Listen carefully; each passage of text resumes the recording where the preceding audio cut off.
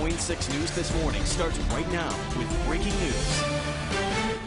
We begin with breaking news this morning out of Molalla, where firefighters battled a massive blaze overnight. This is a live look at the scene right now. And crews are looking for at least one person who went missing after that fire. Thanks for being with us here on KOIN 6. I'm Jenny Hansen. And I'm Ken Body. The fire broke out just before 11:30 last night on the block near West Main and North Molalla Avenue. That's where we have our Elise Haas. She's been out there for a while now. She's live with details on what actually happened. Elise? Well, Ken and Jenny, this fire in this old building got well out of control last night. Firefighters tell me that it was extremely aggressive, and when they got here, flames were coming out of the front and back of the building. So right now, we can still see smoke coming from the structure, and firefighters are working on hot spots as we speak. So go ahead and right now take a closer look at some of the video that we shot earlier. Here's where you can really see that significant damage to this building. So again, the fire started in the white building and then spread elsewhere, and we're told that this white building is an old boutique. It has since been boarded up, but the owners of the property were still living there. So right now I know that a woman was able to get out of this massive fire, and she's okay, but however, officials are still looking for others, and now they're treating this area as a crime scene. Anytime we have somebody missing and we can't find somebody, we look at it as a crime scene. Have not investigated the fire, don't know what the cause is at this time, but still it has to be a crime scene until we determine that person's in there or not in there. So we're going to be following the situation. Again, this is a very fast-moving fire. It spread to the feed store next door, and we do know that maybe some of the neighboring businesses also suffered from smoke damage and maybe water damage too. And so crews have been on scene for about 5 hours now. So that tells you how difficult this fire was for them to fight. And there's a lot of different things that was making it challenging for them. So one, being the location of where it is. Two, having these structures so close to each other and making it easier for it to spread. Three, the old structures also go up a little bit more. They are made out of wood. At least this one is right here. And then on the last thing is just the conditions and the temperature. It is well below freezing right now, so all of the water that they've been spraying is just freezing on the ground, making it very slick and hard for them to work. So again, we have somebody that is missing. We're still trying to find out more information. It's still very early on, but they've called in the state fire marshal to come in as backup. So investigators are on their way, and we'll bring you some updates as we learn it. But for now, reporting live in Molalla, Elise Haas, KOIN 6 News. Thank you, Elise. And of course, this is a story we will continue to follow throughout the day. Be sure to check KOIN.com for more information along with the latest updates. Time now for our other big story this morning. It is the weather, and it is definitely cold out there again today. And Kelly's been tracking the possibility of more snow later this week. Kelly? Yeah, a lot of excitement in the forecast here for many folks, many kids, I believe. This morning, though, does start off really cold. We are once again in the 20s for areas. Look downtown does show a quiet start to our morning, not seeing any precipitation here on land at least. So today we do stay dry for the bulk of the day. Tonight we'll see some precipitation working in. Take a look at temperatures down the valley. We are in the 20s for many areas. We are seeing some patchy freezing fog out towards Salem this morning and out towards the coast. Temperatures in the upper 20s to near freezing out there too, and the 20s to teens in the Gorge. Look at Central Oregon, Redmond and Bend in the single digits. So we are cold for many areas, starting off once again with those frigid temperatures. So here's our bus stop forecast. We'll keep those temperatures throughout the morning time in the upper 20s, so you'll want to wear those hats, the gloves, and double up the jacket this morning. We'll stay cold. We'll see increasing clouds with cloudy skies by the afternoon. A bit breezy for the East Portland metro area today, but highs ending in the upper 30s to low 40s. We'll talk more about the chance for some significant snowfall as we head towards our weekend. Back to you guys. Thank you very much. Well, we have an update this morning on last night's fuel tanker crash along I-5. Two southbound lanes are closed right now just north of Kaiser Station. We're told that one lane is currently open, but that could close when crews begin to remove the truck. The crash happened around 8 o'clock last night. Officials tell us they're still trying to figure out why the tanker overturned. They say the driver has minor injuries and that hazmat crews are cleaning up 1,100 gallons of fuel. So let's get right to Carly Kennelly now to find out what the traffic is looking like because of this closure there. Carly? Well, it's early on, so we're not seeing any big backups yet this morning down there. You can see the traffic flows. The green here turns to a yellow, so just a little bit of local slowing with that one lane getting by on I-5 southbound at milepost 261. Now, as more people wake up and get out on the roadways, we'll see how that changes. I'll keep you updated throughout the morning, of course, on that traffic alert. Here are your drive times in the metro area. The freeways look really good. No delays so far. All right, thanks, Carly. New this morning, Portland police are investigating a suspicious death in the Hazelwood neighborhood. It happened near the intersection of Southeast 135th Avenue and Division Street. We have some brand new video we just got back from that scene. You can see a lot of crime tapes surrounding the parking lot of Foxy's Den Eatery. We've learned a man was found dead inside of a car. Portland police homicide detectives have taken over that investigation. We should learn more about what happened when an autopsy is conducted later this morning. We're learning more about the violent police pursuit and shootout that led to the shutdown of Interstate 84 for more than 12 hours Tuesday night and into late yesterday morning. Portland police tell us the crime scene stretched for 6 miles, and the accused driver, Erkinson Bossy, is in critical condition this morning. According to dispatch calls between officers, Portland police were hesitant to join the chase, and one officer even worried that people could die. Hey, Sarge, I don't think our people should be trying to do spike strips anymore. They're going to get killed. We're told this incident stems from a Cowlitz County murder 2 weeks ago. Investigators think Bossy was the driver of the getaway car after 30-year-old Kayla Chapman was killed at a Kelso convenience store. One of the accused accomplices, Nenemi Urquique, was arrested on Tuesday. A grand jury says 5 Clackamas County deputies were justified in shooting and killing Mark Gago. He is the man accused of killing 4 of his family members on January 19th at a home near Woodburn. Deputies say Gago killed his 9-month-old daughter, his girlfriend, and his mother and stepfather. Deputies say they shot him before he could kill an 8-year-old girl.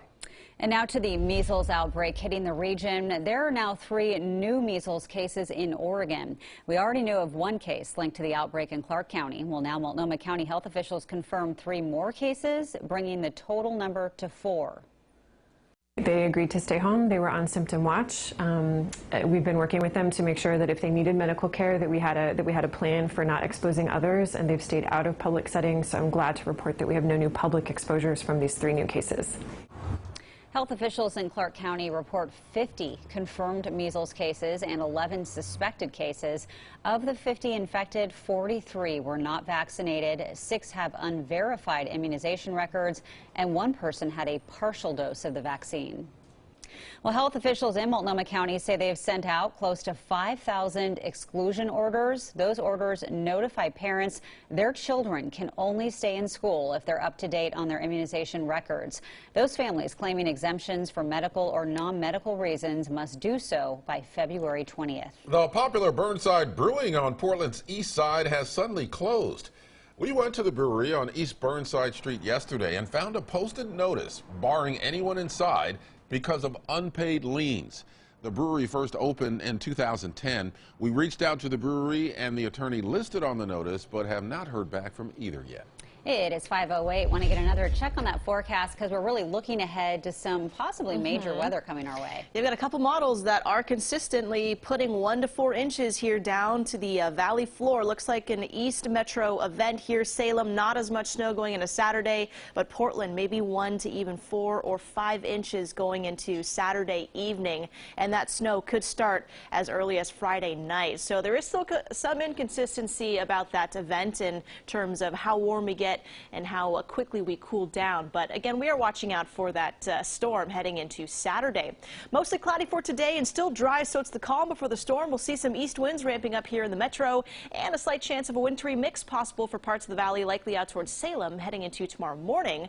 Current temperatures are still cold, though. We're frigid out there, 27 degrees in Portland and the mid-20s for many areas. The central parts of the state, Bend, Redmond in the single digits now.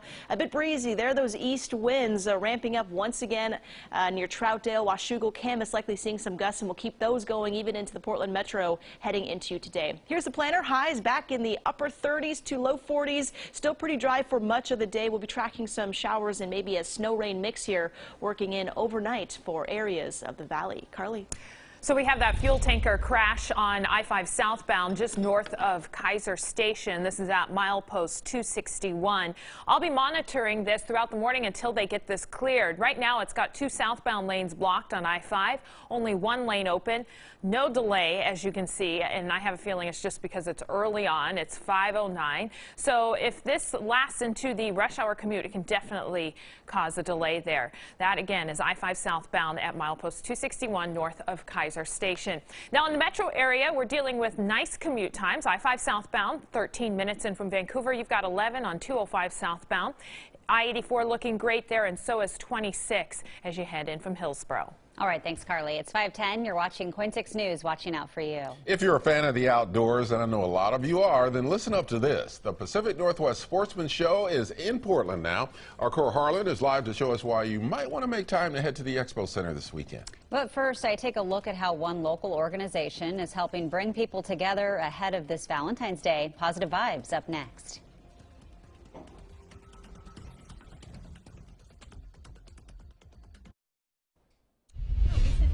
Has shown that loneliness and isolation may be a greater threat to public health than obesity. One local organization knows it and makes it part of its mission while delivering thousands of meals daily.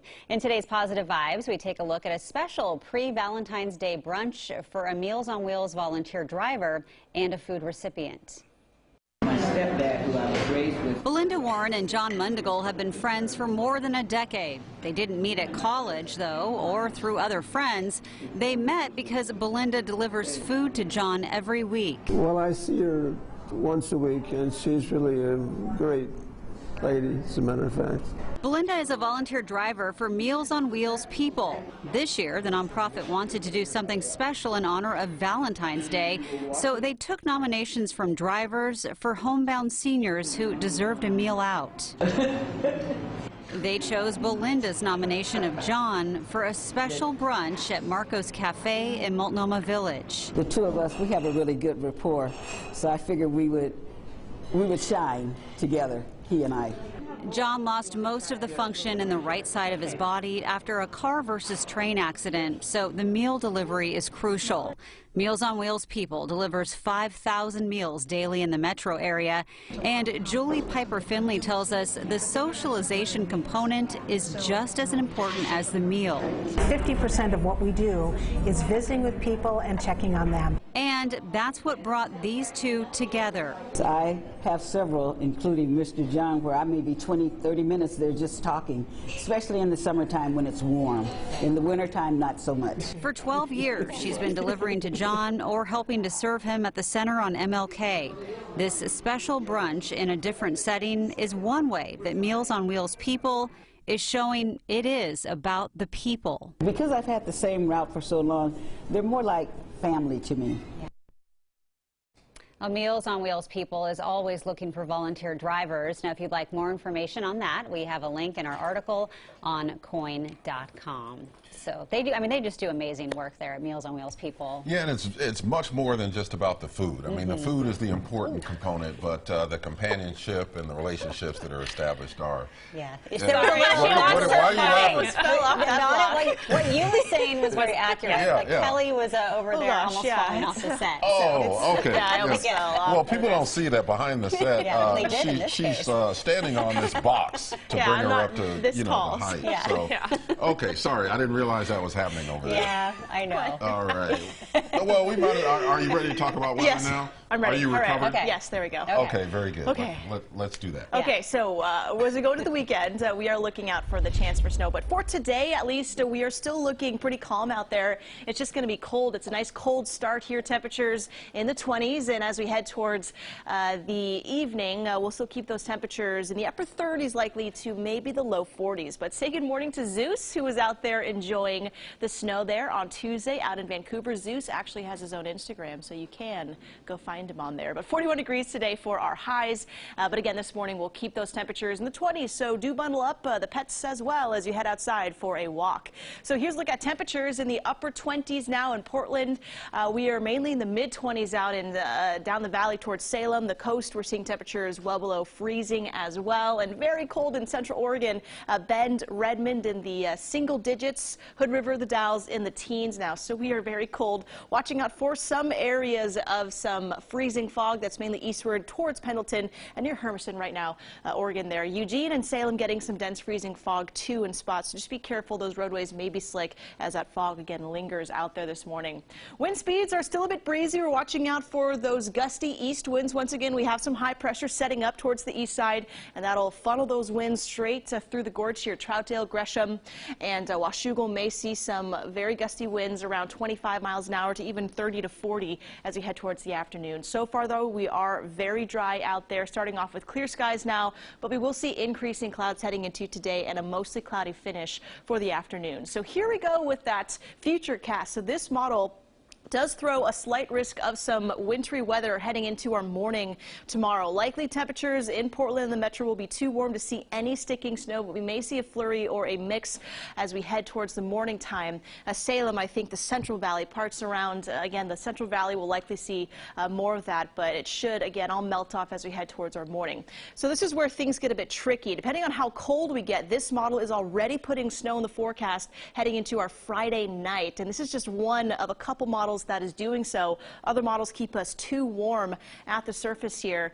And with this model in place, as we head towards our Saturday, we still see that snow going into the afternoon on Saturday as well. So there's a couple models that point to about 4 to even 5 inches, mainly for the north to northeast side of the metro here, heading into our afternoon on Saturday, then up into Washington, Vancouver, the Kelso Longview area, Battleground, and then out to Gresham and the Gorge. We'll likely see some hefty snow heading into Saturday, but we are still out. There is still some inconsistency with timing and those cold temperatures and how much snow we get, but we are watching out for that event heading into our Saturday. Sunday looks a bit drier, but then we get into our Monday, and then Tuesday we keep that snow going. So we will continue with a snowy, cold forecast as we head into Tuesday, and some of those model totals of snow are a bit absurd, even closing in on 7 to 12 inches of snow in the valley heading into next week. So we'll be checking on those totals. Here's a look now. Friday night, maybe an inch or so in Portland and down the valley.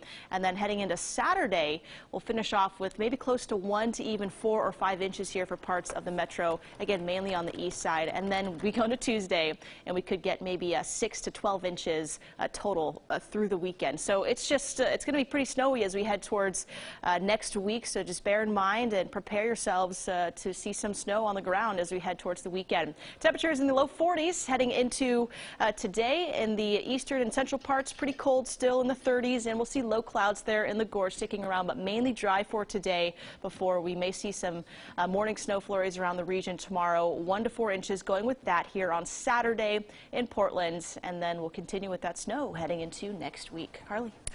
We have this tanker truck crash, and that is down near Kaiser on I-5 southbound. We're actually starting to see more of a backup now. It's not very long, but there is a lineup of cars since only one lane is getting by southbound on I-5 at milepost 261, where a tanker truck crashed and spilled fuel along the highway, about 1,500 gallons. That's why it's taking so long to clean this up. This is I-84 at the Hollywood District. Right now, the roads around the metro area here in Portland are looking good. Thank you very much, Carly. 20 minutes after 5 o'clock now, and happening now, the Pacific Northwest Sportsman Show underway at the Portland Expo Center, and it features everything outdoors from fishing boats and gear. We've got mountain biking, camping gear, pretty much anything you need. Yeah, last year's big attraction was a 900-pound grizzly bear. Our outdoorsy guy, Cor Harlan, live at the Expo Center to show us what the big draw is this year. Hey, Cor. Hey, no bear this year. They took the bear home. He's out. My wife heard about that. She goes, you know, you have 3 kids, don't you, and a mortgage to pay? And what the heck are you doing in a cage with a live bear? No bear this year, right, Trey? No bear this year, you know, but we have plenty more to see, that's for sure. All right, we're out at the Expo Center here where the Pacific Northwest Sportsman Show is underway, and Trey and I have been talking. He is the sort of the guy that organizes a lot of this. This show, in particular here in Portland, is sort of ground zero for hunting and fishing. If it's hunting and fishing or anything related to it, it is here, right? It is here. There's no other celebration of hunting and fishing really anywhere in the country that is bigger and better than this. This is actually the second largest sportsman show in the country, largest west of Mississippi. It's huge. 900 exhibitors. Let's get up and go have a look around here. All of the exhibit halls, I guess, are full today, or this weekend too, right? We packed in every square inch. We left enough room in the aisles, so to walk around. There are aisles. We thought we'd just give you a sense for how large, and this is just one hall here that we're walking through. But I mean, you have everything from sort of the survival gear, the outdoors person, and when you think about it, you know, Oregon, Washington, a really great place for hiking. A lot of people are into hiking, fishing, hunting, just about everything outdoors, right? Everything outdoors. So, you know, rods, reels, apparel, food. ATVs, RVs, boats, the trout pond for the kids. We have over 50 seminars a day here where people can learn how to do all this stuff, and those are all free with admission. So, yeah, it takes a while to get through it, too, about 8 hours to get through it. So if you're planning on anything this coming winter, spring, or summer, outdoor hunting and fishing, this is the place to be to get a head start on everybody else in terms of your gear and all your supplies and all your needs.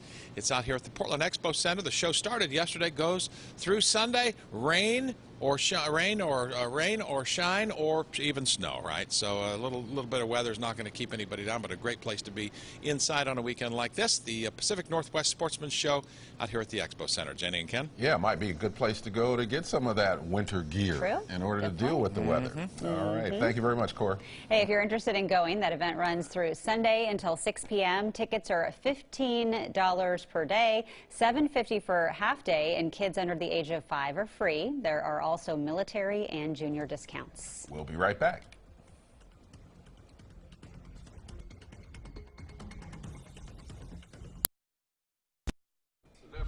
Welcome back at 527. Well, Blazer team executives and city leaders unveil plans to honor 50 years of Blazer basketball in Portland next season. Among the changes in the works, a new 50th anniversary logo. Also, a preseason game against the Nuggets inside Veterans Memorial Coliseum October 8th, and a special Decades Nights. Well, that'll be significant in the Coliseum. That's where they won their only championship in 1977. That was the team with Bill Walton and Maurice Lucas and Lionel Hollins, that team. Yeah. Well, I mean, you know, there's always hope, but you're saying the Golden State Warriors. Well, this year probably will not happen. The Golden State Warriors are just that good. Okay. Yeah. All right. Time now, 527. You're watching Coin 6 News. And we will take you back to Malala, where we're on the scene of a massive fire investigation. Elise Haas will be live with what we've learned in the last 30 minutes.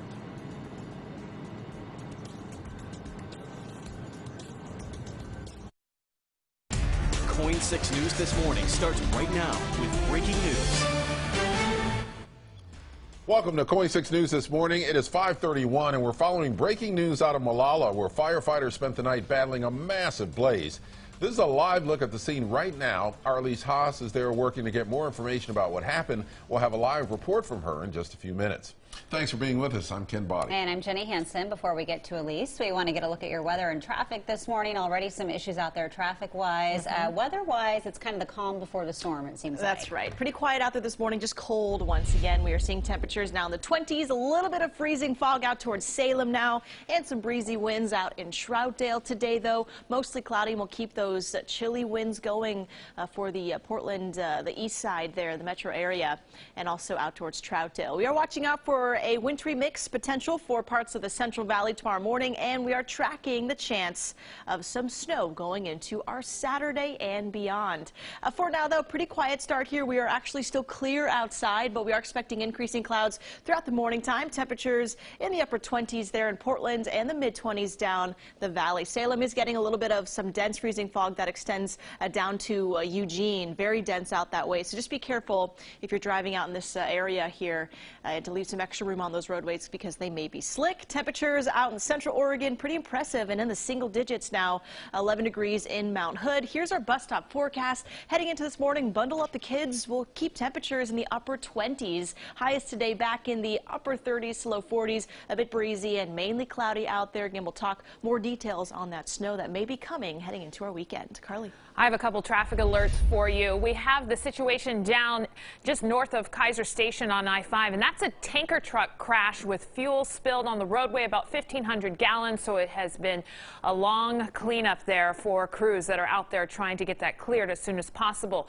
I-5 southbound is down to just one lane open at milepost 261, and we are seeing a delay. Now, we don't have live cameras down there, but I did go to ODOT's website, and you can see the traffic starting to back up on I-5 southbound before this. And then we have a crash that just happened on Fairview Parkway right there over I-84 near the on and off ramps. So traffic is getting through even though it's temporarily stopped for the moment.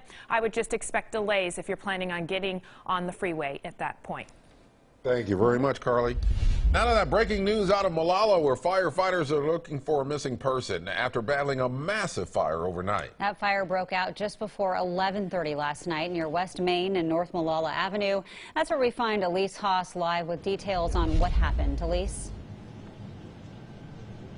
Well, Ken and Jenny, the fire in this old building got out of control last night. So I'm told that this building was originally built in 1920, so nearly a century old and completely made out of wood. And so that's why this fire was so aggressive. When firefighters got here, there was flames coming out of the front of the building. There was flames coming out of the back of the building. And right now there's actually still smoke coming from this structure, and firefighters are working on putting out hot spots as we speak. So here's a closer look at some of this damage. You can see how the entire front part of this building is completely burnt. And so I walked around the back and everything out there is burnt too. The roof has collapsed and they're still trying to put out that hot spots like I mentioned. So we know that this was an old boutique. It had been boarded up. However, the owners of the property were still living in there. So right now I know that a woman was able to get out, but they are still looking for one more person, and it might be her son.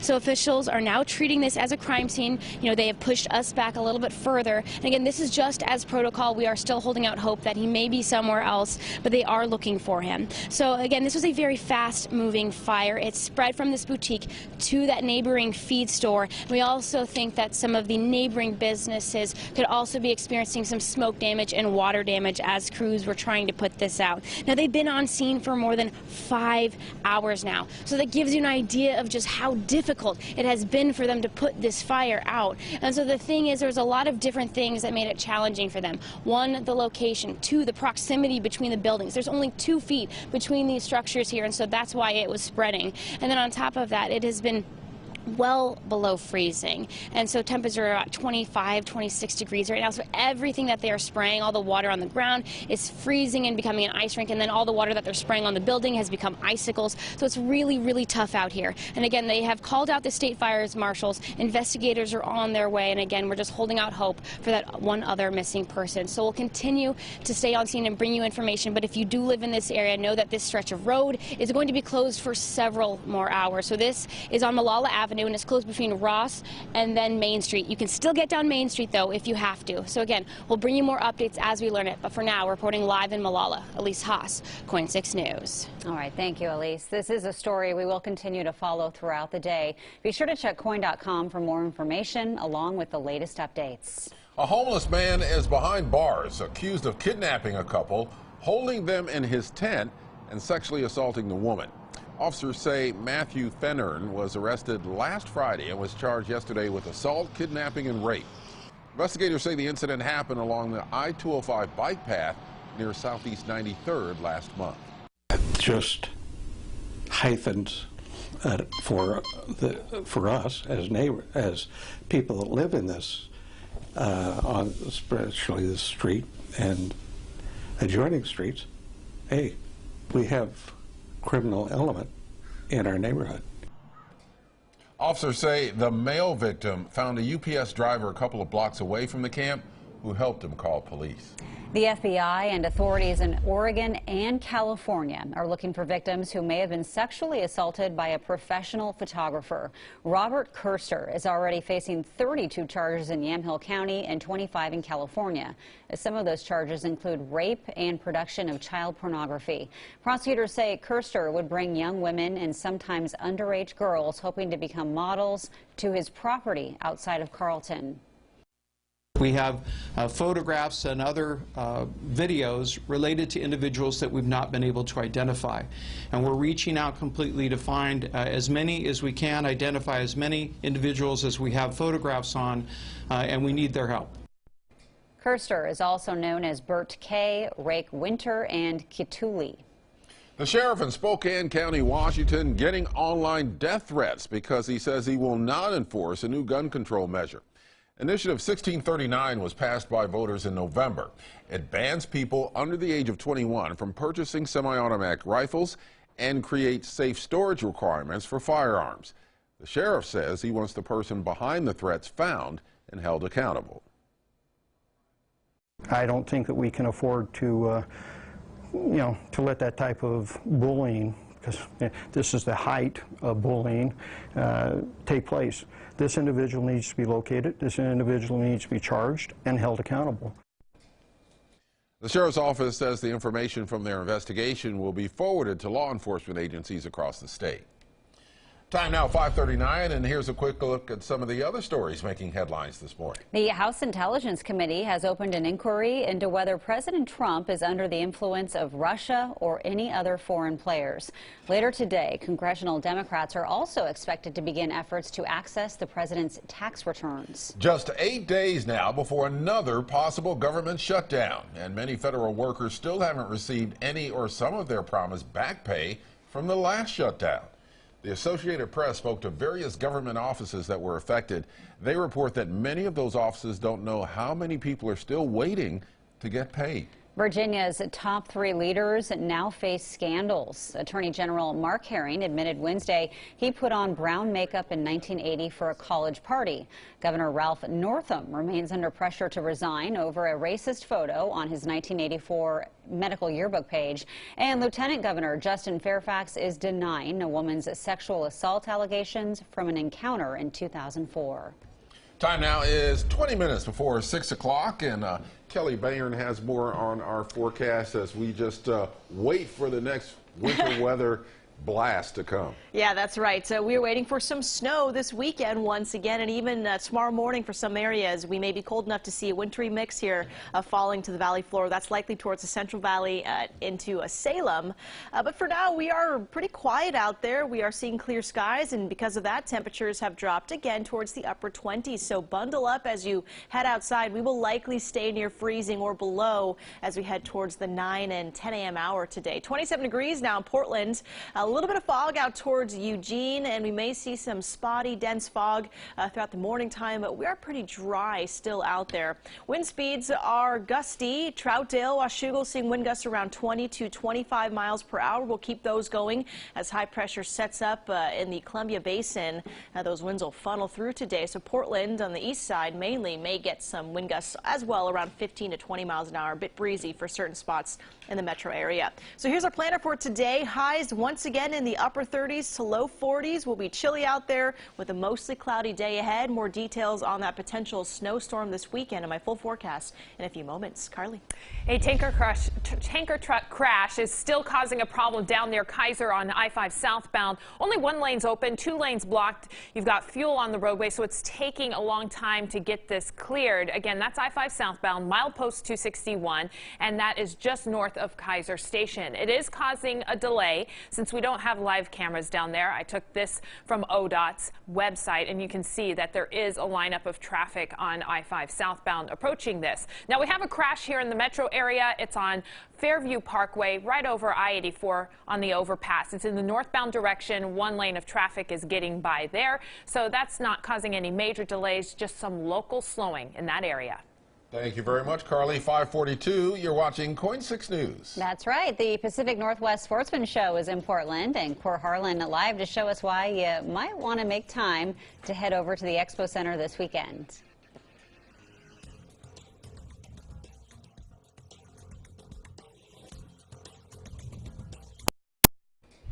It is 5:46 and happening now. The Pacific Northwest Sportsman Show is underway at the Portland Expo Center, and it features everything outdoors from fishing boats and gear to mountain biking, camping, anything you need for any of that. That's right. Yeah. Last year's big attraction was a 900-pound grizzly bear.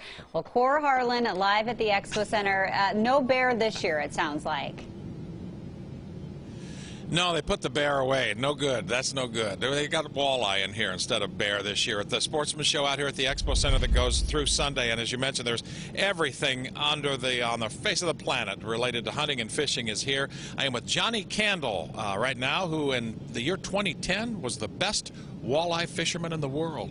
Yeah, blind squirrels find nuts some days, I guess. I hear a lot of that myself. You and I have a lot in common here. All right, let's take a look at this, because this is one of the cool demonstrations that they have here at this tank, and it is full of walleye. And tell us a little bit about this, Johnny. Well, this is really a big deal. I've been a professional tournament angler and a seminar speaker for 27 years, and only here in Portland and a few weeks ago in Puyallup, the only 2 times I've ever got to do demonstrations in a tank dedicated to walleye fishing. So, Jake, come here a sec. Here's the walleye. These are kind of still creatures in the morning, right? Yeah, they are. They're not a really energetic fish. They're not like a salmon, trout, or even a bass that you can see in the tank too moving around. They pretty much sit still till they're hungry. They go on the prowl, they eat a nice meal, and then they sit back down and relax, kind of like we like to do on a Sunday afternoon. Sunday afternoon? What are you talking about? That's Monday through Friday most of the time for a lot of us here. So folks will be able to come up here, sit in the crowd, and sort of watch your technique with the lures. Correct? Yeah, we've got several different speakers every hour on the hour for most of the day. We're up there on the top casting baits in the tank, and it gives the angler an opportunity to actually see what your lures look like underwater. Very rarely do we get to sit back and say, oh wow, that lure triggers fish by moving up and down. Yeah. This lure wiggles side to side. This lure wiggles a different way. So we're just showing different lures, different techniques, so you can piece the puzzle together next time you're on the water and maybe catch a few more fish. Johnny's got a lot of things to say about fish out here. We have a lot in common with fish, Johnny and I. These walleye, they lay on the bottom of the ocean. They only move when they're hungry, and they spawn once a year. Yeah, correct? Pretty much. That's the story of their life. That's life. A lot about fish. That's a lot about human life. All right, Jenny, Ken, back to you. Do you spawn once a year?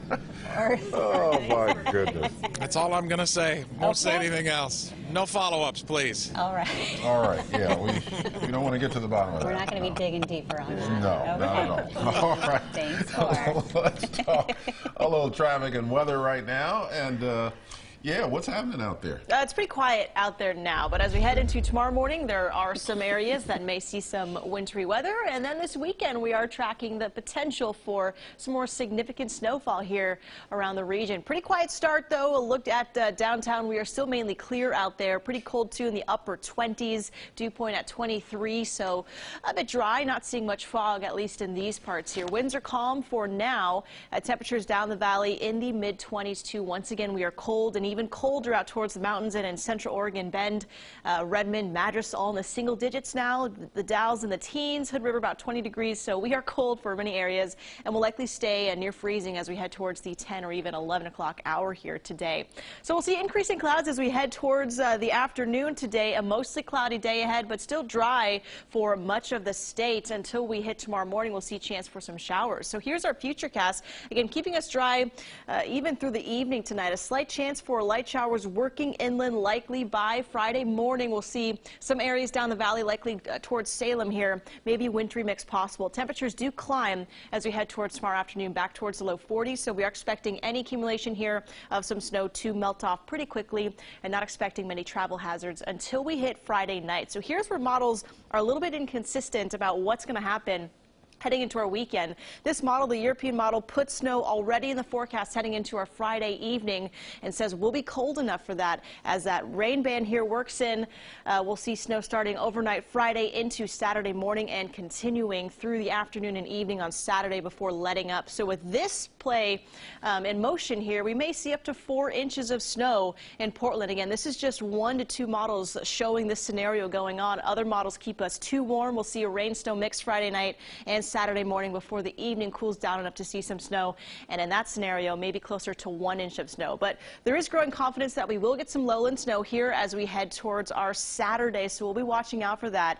And again, for now, going with 1 to 4 inches possible on the valley floor and the Portland area heading into Saturday. Monday into Tuesday, we continue with that snow. Will be cold enough, and we'll see more rain here approaching as systems again continue to roll into the region. Even Tuesday, snow once again. So totals, again, Friday night, maybe a light flurry out there starting up and accumulating as temperatures stay near freezing at the surface. By Saturday afternoon and evening, we're going with maybe 1 to 4 inches there. Sunday, we'll see snow showers in and out, but a drier finish to our weekend. And then Monday to Tuesday, totals from now until Tuesday, anywhere from 6 to 12 inches of snow. Kind of an absurd number there, but we are watching out for that snowy and cold pattern to continue into next week. Here's a look at the ski forecast. Pretty cold once again. Highs only in the mid-20s, mostly cloudy and still dry out there. At the coast today in the mid-40s, lows tonight near freezing. We'll keep lows tonight in the valley still in the upper 20s. Temperatures today are highs in the low 40s. Cold out in central and eastern Oregon in the 30s there. Baker City 31 degrees and those lows in the teens. So again, still frigid for many areas here as we head towards the morning tomorrow. And in the Dalles today, pretty cloudy out there. Temperatures near freezing. So here's that 7-day forecast. Watching out for a mix of rain and maybe some snow or some snowflakes out for the Central Valley and even up into Portland tomorrow morning, but likely no issues for the morning commute as we warm up there. Heading into Saturday, though, we are watching out for our snow events, and then also next week, Monday through Wednesday, that snow does look to continue. We'll keep you updated on that here on KOIN. Carly. All right, take a look at the traffic alert we have. This is just north of Kaiser Station on I-5 southbound. It's a crash involving a tanker truck and fuel that has spilled on the roadway, so the cleanup is taking a long time. I-5 southbound is down to just 1 lane, and it's impacting traffic. We're seeing a delay. You'll see that from this picture that I got from ODOT, since we don't have live cameras down there. I-5 southbound backed up, having to use just that single lane to get by.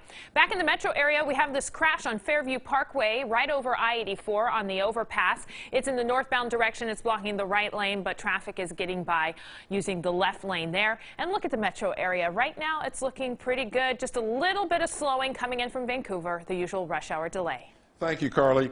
Portland is one of the most livable cities in the United States. It attracts more than 10,000 new residents a year. Now, people flock here for a lot of things: sustainable living, the outdoors, innovative thinking.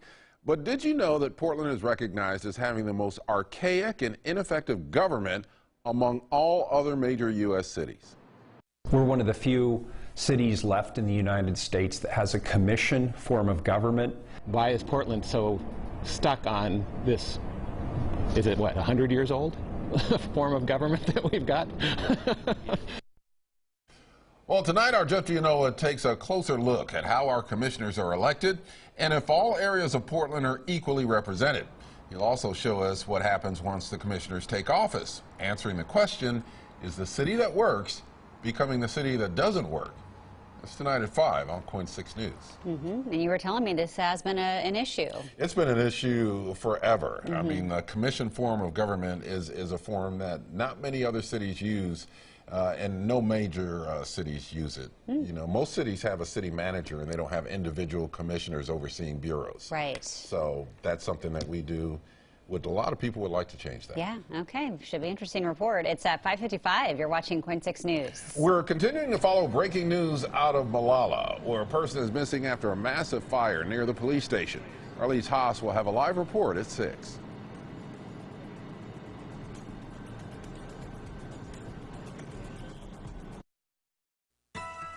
Welcome back. You're watching KOIN 6 News, watching out for you. Well, good morning, everyone. There have been a ton of moves as we approach this afternoon's NBA trade deadline, just none where the Blazers have been involved. However, in the span of 72 hours, a couple of former Blazers got traded again. Yes, it's true. Nick Stauskas and Wade Baldwin probably got to be asking themselves, was it something we said? Each were packaged again in a deal that sent them from Cleveland to the Houston Rockets last night. Well, the Blazers' newest addition got familiar with his new teammates yesterday out in Tualatin. Rodney Hood expected to be in uniform and in the lineup tonight against the Spurs. It felt great. It felt great just to be out there with them and get to practice. You know, went over some plays before practice and during practice went over some defensive stuff. You know, trying to get the terminology down. And I'm not going to pick up everything on one day, but, you know, it's a pretty good day. Finally, this happened on Tuesday night over in Seaside. If we're showing it, it's going in. That's right, just your run-of-the-mill 80-foot bomb to end the first half by the Seagulls' Chase Janik. Nicely done, Chase.